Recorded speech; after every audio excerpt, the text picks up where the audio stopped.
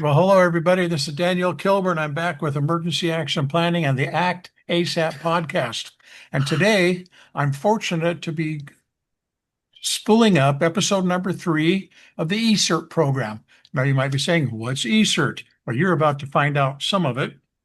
And I have at my disposal today the wonderful Mr. Mark Matheson, who is the eCERT founder, the eCERT program dude. He's the one that thought it all up and made it happen. So we're going to talk with him in more detail today about the partnerships, digital currency, and public participation. So if you have any questions, and I know you will, be sure to throw them down at the bottom so we can get them answered to you. So Mark, hello, how you doing today?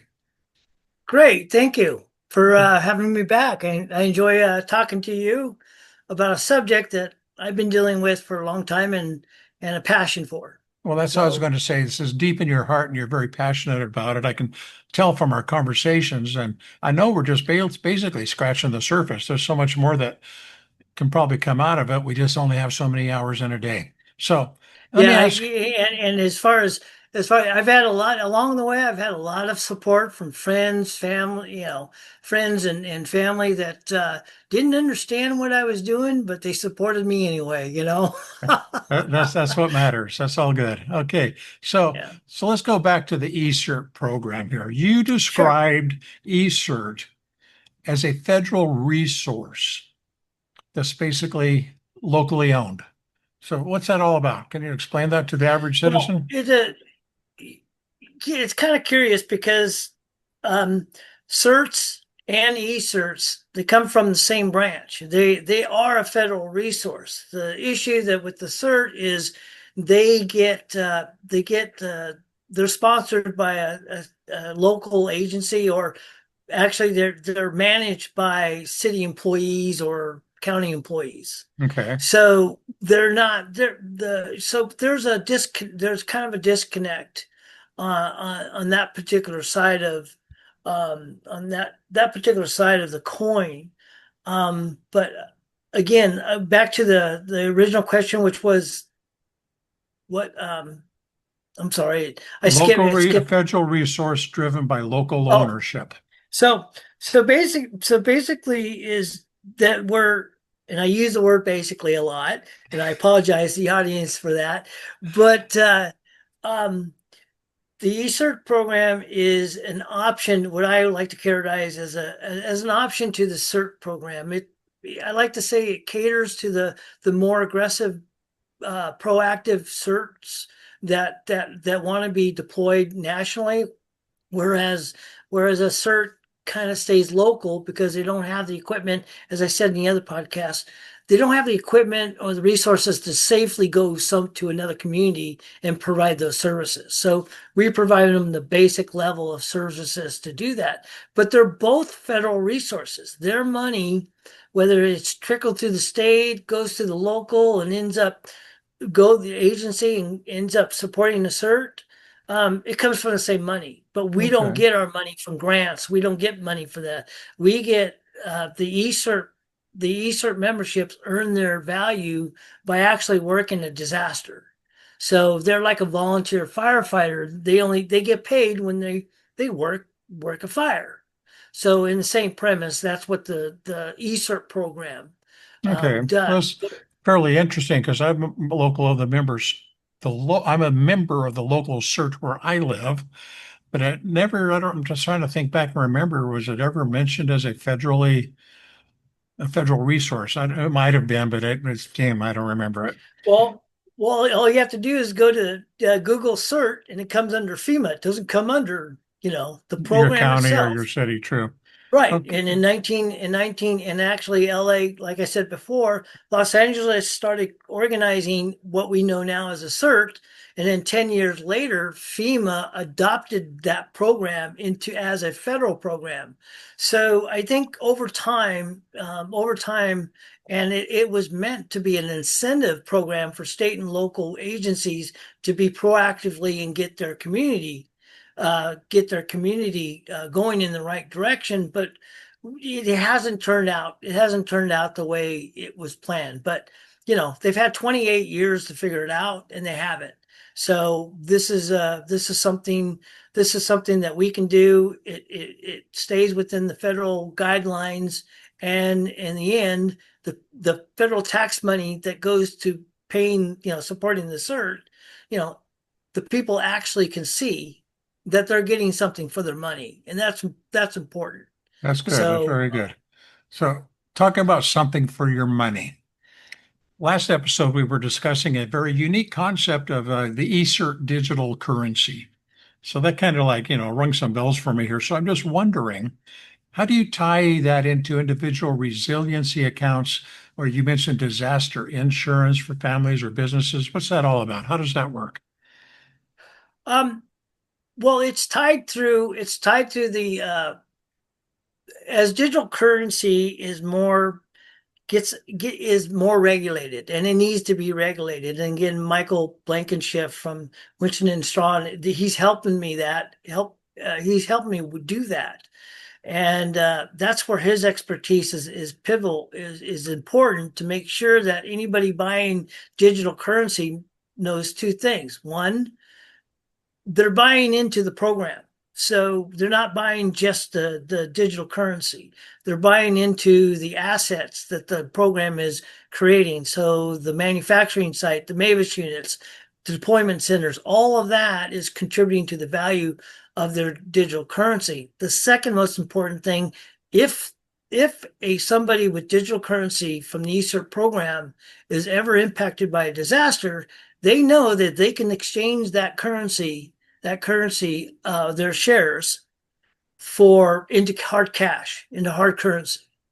So in a sense, it keeps them from having to dip into their savings and dip into their 401ks, 401ks or retirements or any of that, and allows them to, without any penalties, to get that money so they can use it during a disaster. So Okay. that's the importance, because access to cash during disaster is tough on businesses, people, and everybody. So being able to do that helps calm down, as we talked about before, helps calm down the population that has just been devastated by a disaster. Okay. So the story I'm writing in my own head right now, I was a skeptic. And I hear the concept of your digital currency, and I'm thinking, well, we got another crypto scam going on here.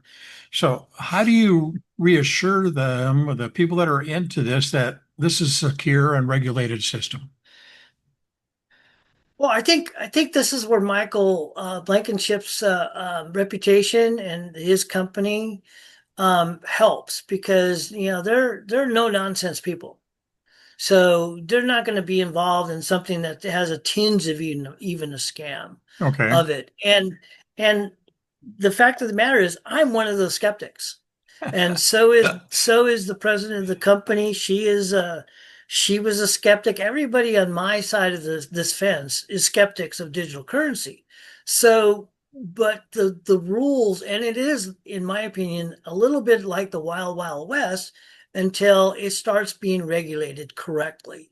Right. And from what I'm working with Michael, with Blankenship, with he's basically giving me the guidelines to do that. And at the end of the day, when we start offering digital shares, you know, a digital shareholder will have the confidence is buying our shares as they would in AT&T or some other, not AT&T, but you get the point. It's a stock. So it's has value, and has value that's attached to an asset, a real world asset. Um, it's not a fictitious asset. Like the story I like is the person spending over $100,000 for a banana and duct tape, you know, Oh, that, for yeah. digital currency. Yeah, Mhm. that is the scam. So yeah, we're taking a very conservative idea. But the most things that we're doing is that making sure that $5, $10, $200, whatever amount of money that you're investing out of your own pocket, That is put into a private trust account.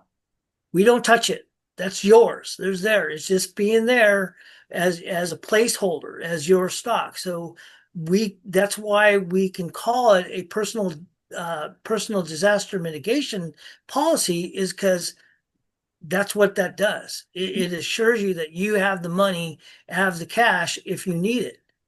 Otherwise, it's just sitting there. Otherwise it's just certainly incurring more income, more value by being part of the program. Okay, so I remember last time last episode, we were briefly discussing how, for lack of a better word, I'll use a fiduciary network that connects real world assets, which would be your MAVIS units and the property around that, to the digital shares. So can you explain that to me in plain English? Well, I call it a fiduciary because we underwrite all the costs. We underwrite the costs. We use the digital currency, the value of the digital currency, to underwrite the cost of jumpstarting a membership.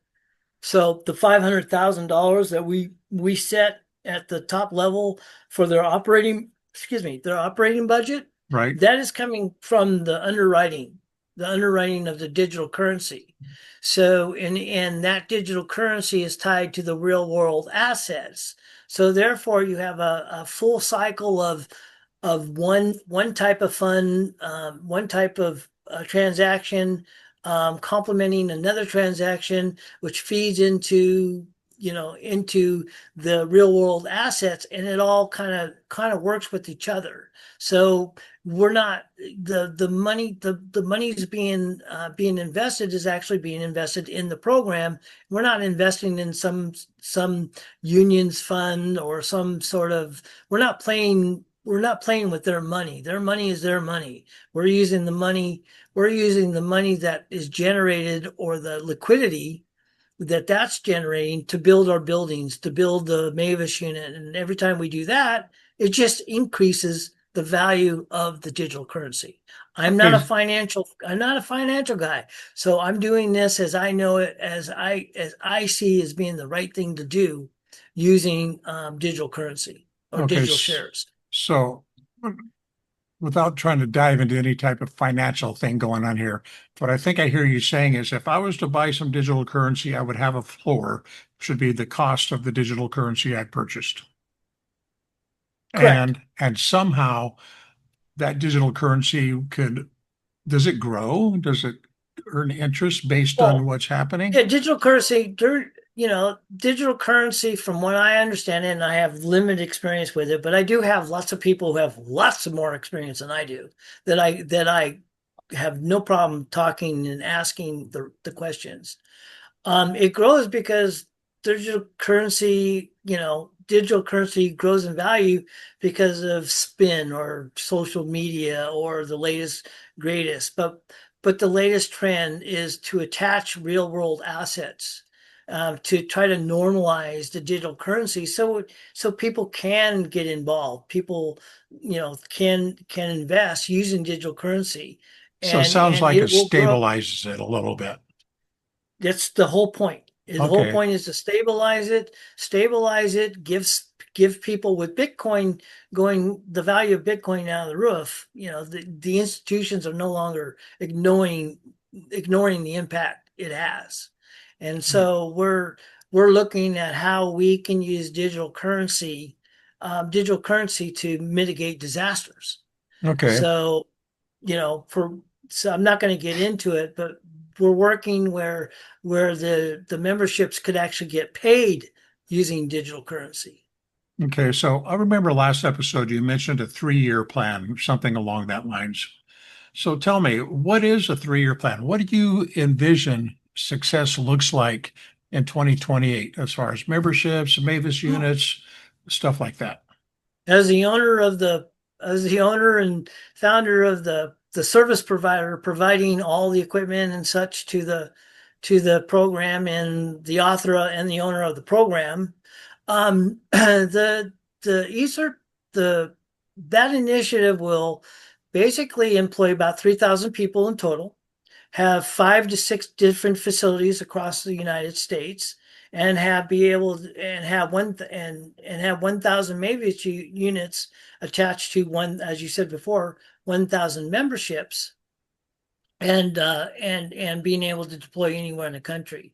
Now, the reason why we have multiple facilities because MAVIS Units Disaster Deployment Center only holds 200 units because we Okay. don't want to. So that's why we have five. We have five. We'll have five facilities spread out across the country. Well, that makes So total sense. Yeah. So you'll have yeah, them I mean, roughly balanced out around the geographic area. So that way it can get to where it needs to go in a relatively short amount of time. right, and they're all interconnected by the railroad. So basically, the manufacturing facility has a railroad siding going through the building. So we as we build them, we load them on the cars. The cars take them to the disaster deployment center. Same way they go into the building, they get offloaded, and Okay. then it goes, and that repeats itself until we get to 1,000 units. After 1,000 units in 3 years, we will take it to the next step. Okay. So let's say everything is going the way you would like it to go. How can That hardly ever happens, but Well, okay. let's. I'm the internal optimist here on this one. Okay, so Appreciate that. let's say state governments or private foundations see what you have going on and they want to partner with eCERT. How could they do that to, implement more readiness within their communities or within the region that they operate in, or can they? Um, I guess the word partnering would only be applicable, will only apply if a state or local agency or somebody partnering wants to do training or some mock or some, for readiness, the readiness portion. Okay, Like I said before, certs and government employees that basically manage a cert, they're all about readiness, preparedness. eCerts are ready, are more focused on response. We okay, respond. We're already ready. We're just looking for a place to go. okay, So we're not really um, entangled with the local or agency or state agency. The 501(c)(3) doesn't allow that to have too much involvement, but because memberships are independent, they are encouraged to work with local officials and such to help them out, but they're not obligated to. They're going to show up at a disaster, whether a official wants to use them or not. That's up to them. But beyond a disaster, because that is their focus, they can the oversight committee will and the program service center will make sure that a membership has the support they need if they want to partner okay, with somebody else. okay. So we talked about private foundations. Okay, let's say we already have an existing NGO. It doesn't matter what it Sure. is. An existing NGO, most NGOs provide services to the community in one way, shape, or form. So let's say this particular NGO wanted to get a little membership going on with a group of their 6 to 25 people. Would that be possible? Yeah, that's not a problem. Okay. So in other words, I don't want to throw names around, but I They're know not of, affiliated. They're not affiliated with the company. They're doing it as individuals. right. Okay. So, if they're just big, if we won't allow a company to create a cert, an eCERT program. We'll allow employees to create one, but because what it does is that, like I said before, their loyalties shift. Right.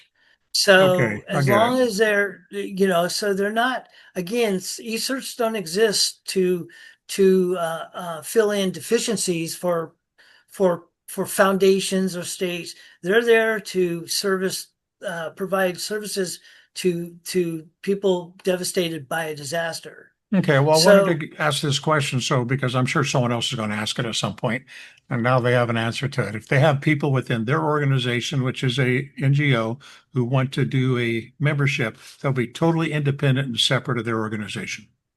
right, I guess the best scenario for a partnering, I can see the partnering with the foundation or such is that if the membership has the wherewithal to want to partner a specific with an agency, um, they can, and the committee and the public service, the program service center will make sure it happens. But that partnership is that if that membership needs to be someplace else and do better work for them, more work for them, that's what they're going to go to the victims. They're not going to be sitting around and catering or catering to a foundation's needs or whatever. If the Okay. foundation, a church group, if a church group is, that would be a perfect scenario because they're all about helping the community. They're servicing the community, and they need this type of equipment. Yes, the membership can arrange that and come up with an agreement, but it's up to the oversight committee to approve it. Okay, that sounds Uh, good. That's a good thing to know. I mean, I'm glad that question came up because I'm sure there's going to be some issues with it at somewhere, sometime. We can't cover all the issues. We can't cover all the obstacles. We can't cover everything, but we can at least start thinking about them, right? right. Just for basis, because we haven't talked about it. When I had a Mavis trailer in the U.S. Forestry Service, just the trailer, it earned $3,000 a day just sitting there. Okay, so and these Mavis units today can earn up to $8,000 to $12,000 a day. So it might be cost prohibitive because that's what it's going to cost foundations or whatever, how foundations or state, that's how much it'll cost them because that's what they pretty much will get paid from the disaster mitigation funds. Okay, well, that's a So whole other there, story. We'll talk about that yes, one it later. is. Yeah, okay. So let's think about this then.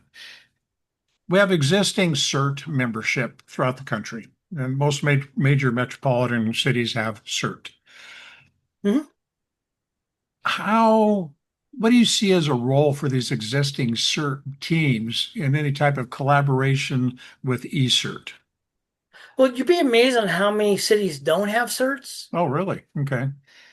No, we have what 30,000 cities, and corporated cities, and another 20 some odd thousand other cities that are non-corporate. So there's more than enough people in these cities or local communities to create a cert. But if the question is how do they survive, or if the question is what is their role doesn't change. So we're part of the same branch. So they're Okay. federal resources. There are federal resources. So we're a federal resources. We don't play games, and if they need our help, we're there to help. As going forward, there's the search and their training and working together are of tremendous value. We're just enhancing things they're already doing. Okay. So if that answers your question, Well, probably it not. seems like they're almost separate. I mean, we can't take, from what I understand, existing CERT memberships that are managed by a local community agency, like the fire department or the Office of Emergency Management, cannot necessarily become an eCERT. Is that correct? Oh no, they won't be able to Okay, that's what I'm because trying to figure out here. yeah, Yeah. because follow the money. The eCERT program doesn't depend on the local agency for their money. Okay. When I was involved in the CERT, everything from cones to vest, everything was given to the certs by the agency. So, and of course, that obligates you to, basically be courteous and do what they ask. But sometimes that gets conflicting. Okay. Um, But that and doesn't, it actually changes every time a budget changes or the politicians change. They may not want a cert. So you could find a cert who's been around for 5 years can find themselves without a team because the politics changed. okay, so what you're saying is not inconceivable that members who are already or have been members of a local CERT community, so to speak, could actually form their own NGO and become eCERT. Correct. It just, we have to warn them that typically what happens, and it happened to us, and it's happened to other the cert that I was working with, and another cert, is that as soon as they were dissolved or were no longer a cert, the agency took all the equipment away from them. Okay. So anything, even the equipment that they purchased, or they grants, you know, the grants that they actually went for, that equipment was turned over to the agency, and the CERT didn't have anything. Unfortunately, the CERT didn't have any recourse to take. They just folded up, and all that work was gone. Okay, well, it's just good to know that these things are, that those are some of the issues, some of the obstacles that people might have if they're already a member of an existing CERT team in their community.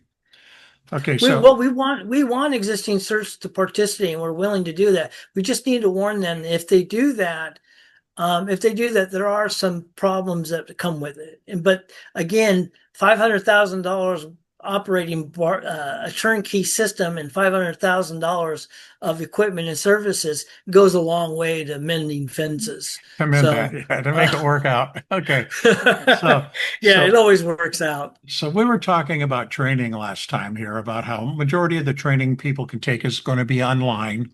And depending on the niche specific role the CERT membership wants to play, it'll be their responsibility to maintain their proficiency in that role. Is that correct? Correct. They just have to meet the requirements. Again, as NGOs, 501(c)(3), they are independent. Where IRS rules basically doesn't allow anybody like myself to tell them what to do. But what I can do, what I have done, is create requirements. Okay. So every year the eCERT membership has to go through a commissioning process, and that commissioning process reassigns that MAVIS unit, because the MAVIS units are part of the program, so they're never owned by the eCERT memberships. Okay. So So go ahead. let's continue with the training. So let's take, I've got Dan's Delight, my eCERT team going here. And we know what we do, but we've never touched a MAVIS unit. We've never worked with eCERT before. So how do we get trained up in order to deal with the MAVIS unit and work as an eCERT within the eCERT program?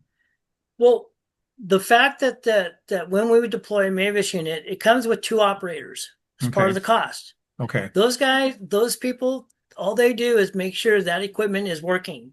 That's it. That's their job.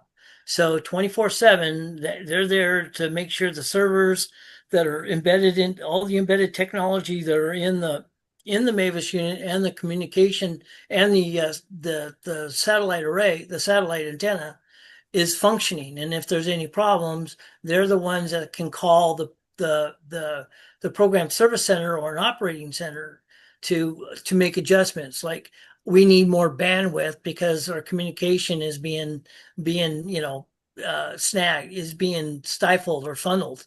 So Right. the operation center has control whether they can ramp up the bandwidth, so that particular unit has more communication, a bigger tunnel to communicate through. So the memberships, they're going to do what they do. So they'll learn how to put up a tent, if they haven't done it before, a large capacity tent.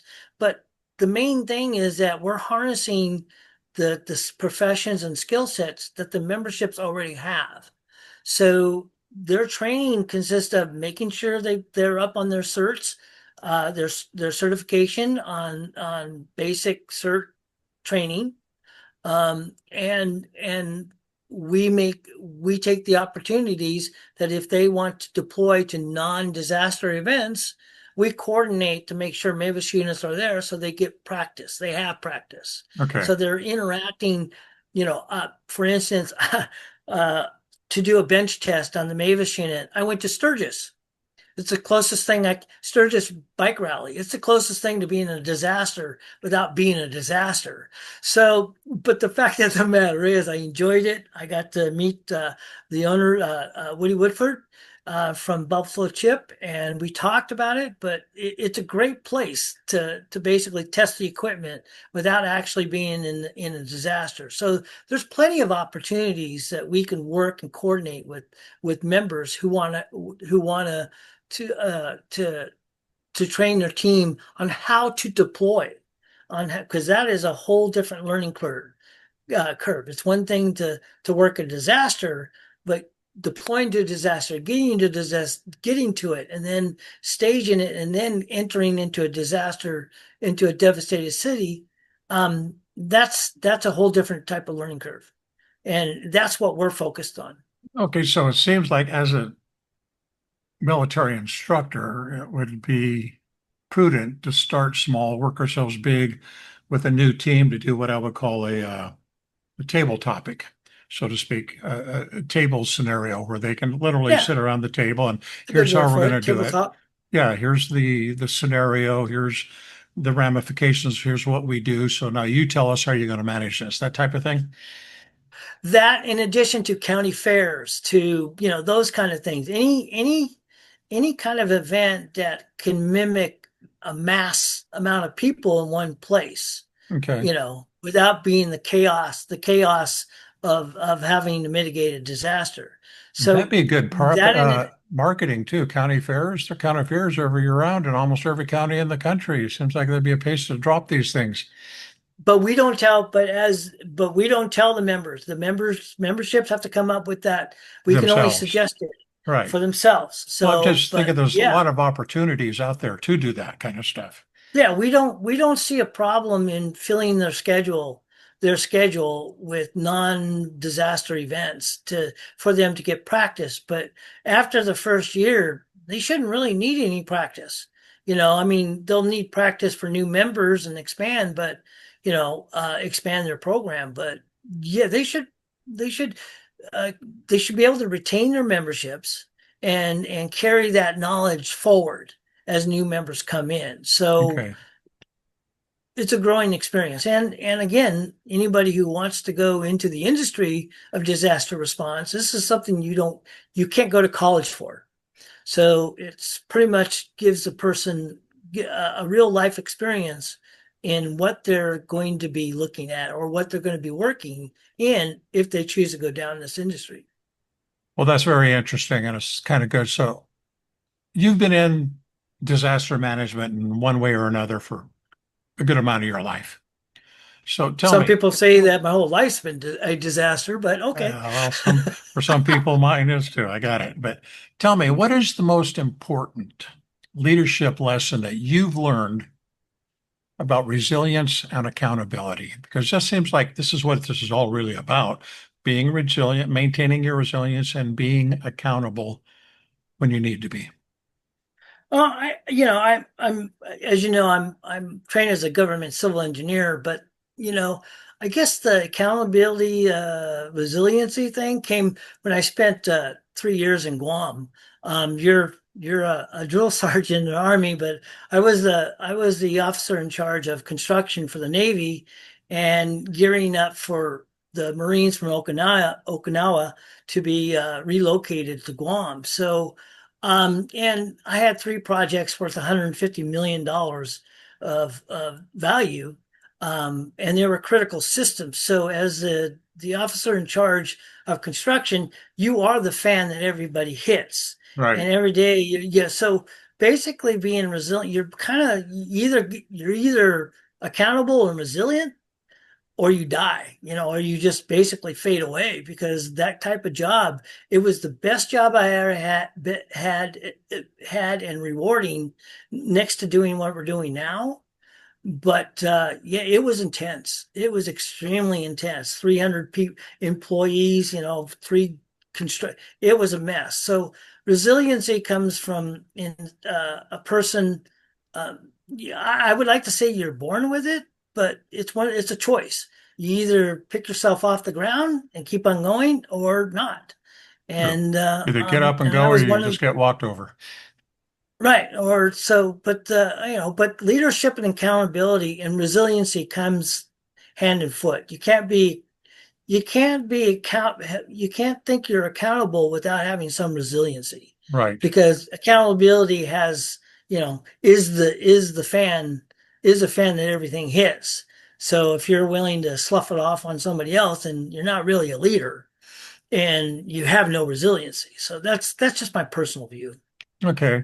Well, we're looking at getting ready to wrap this up here. We've covered a lot of stuff in the last three episodes.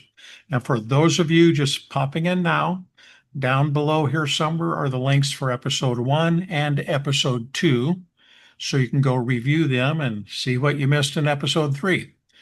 So tell me, Mark, for listeners who are popping in, who've got everything done, they've watched all three episodes, they're ready to roll. How do they take the first step toward joining or supporting eCERT? I have them call you. Call me. Yeah, just call Daniel. No, for people who are interested in seeing the podcast, because seeing all three podcasts, they'll get a feel of whether they want to be involved in the eCERT program. But you can go to the website and get some more information, and you'll be able to contact me, and have call with a phone call if you want to. So, and I will return your calls, but you can leave a message. I send a message to the contact sheet to the website or such. So, there's an opportunity to go through a process, to start the process now, and within 3 months, you'll be able to have a MAVIS unit and be ready to start earning income through disaster response. But first they have to have the NGO. They have to be an NGO, and that process takes a little time. That's why there's a difference between 30 and 90 days between commissioning. Okay. Because a CERT program that's already an NGO, they've got most of the training or all the training, we can turn that around in 30 days because we're internally funded. It's not like a car salesman that has to call a bank whether a customer can qualify. You're already qualified. Okay. You just have to meet the requirements. So, in the 90 days are those who have to go through the IRS process and the writing their charter for their NGO, and that takes a little longer. But the fact of the matter is that the public service, the program service center, and the oversight committee, they make sure that happens. It's a turnkey system, so it's a matter of following the laws within that state, and then doing the paperwork. But for the most part, we can turn around a membership in 90 days if there's a MAVIS unit available. And right now we're going to be breaking ground on a manufacturing facility. But between that and between breaking ground and now, we're looking for an interim facility to start a 5-member pilot program. So we'll basically take 5 memberships. We'll give them MAVIS units, and then they're basically going to test the system, and we're going to refine the system before we start massively asking for recruitment. So, but we only have 1,000 positions to fill. So when we get done, we only have 995 memberships openings for 995 more. So I'm assuming it will go quick because this is a good program. It does work, and there's a lot of people out there who want to help during the disaster, but they don't have the tools. We provide them the tools. Okay. So for all of you out there who want to become involved and help people who need help, get started now. You might be one of the first 5 to get in there. And even if you're not, you're going to still get on the list because as it starts progressing and growing, we're going to be needing those people anyway, right? Yes, sir. Okay. Yes, sir. That's the way it works. So everybody listening here, all the contact information is down below somewhere. You'll have to go down there and look for it. You can either probably call me, but I'd recommend call Mark. He knows more about it than I do. I'm just hosting this thing. And anything else, Mark? Did we miss anything? Is there anything you want to cover we haven't talked about? No, I think we covered it. And I hope you have me back on and we can talk about it for some more. But I think the last 3 podcasts gives a person you can. I'm interested in what you think, but I think the last three podcasts gives a person an idea of what the program is, how it works, and who it benefits. Absolutely. Okay, well, we're going to call it a day here. This is Daniel with Emergency Action Planning and the ACT ASAP podcast. And there's Mark with the eCERT program. Mark, say goodbye. Bye, all, and thank you. All right, take care. We're out of here. Remember, Take care. Bye-bye. stay informed and stay safe. Thank you for watching. And remember to like, share, and comment. Until next time, please stay informed and stay safe.